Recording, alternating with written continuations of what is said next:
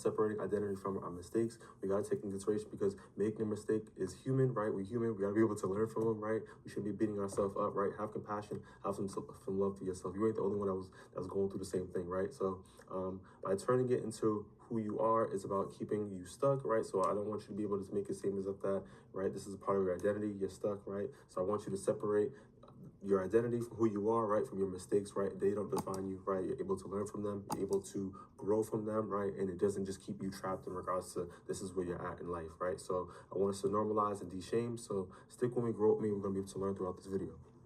So the first key point off rip, right? So many people internalize mistakes as a personal flaw, right? They take it personal, they take it in, right? And they have a rough time kind of just letting it go or forgiving themselves, right? So this is a tendency to say, I am a failure, right? For some individuals out there, right? Instead of this, I failed at this, right? So it's two different mindsets. I want you guys to take in consideration that you may have failed at something, but it doesn't make you a failure. You don't got to be able to latch on to that actual situation, right? So this pattern often develops from environments, right, where mistakes are felt unsafe or defining, right? Some of us come from also to dysfunctional dynamics and environments, right? So some people make you more shameful, right? Based off of, you know, for instance, you may have got a bad grade. You're stupid, right? You're dumb, right? Saying these things. I want you to take consideration that no, you're not dumb, right?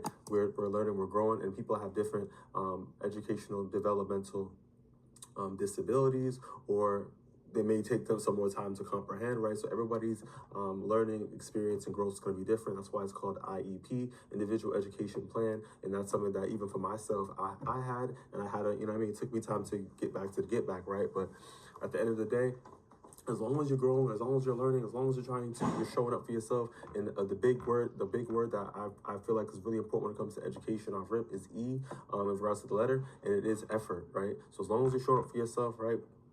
You got your backpack, you're in that classroom, you're really trying to learn and apply yourself. That's really just all that matters, right? So I really want us to take that in consideration, right? So once again, you don't have to take on the mindset that, you know, I am a failure. You could fail at something, right?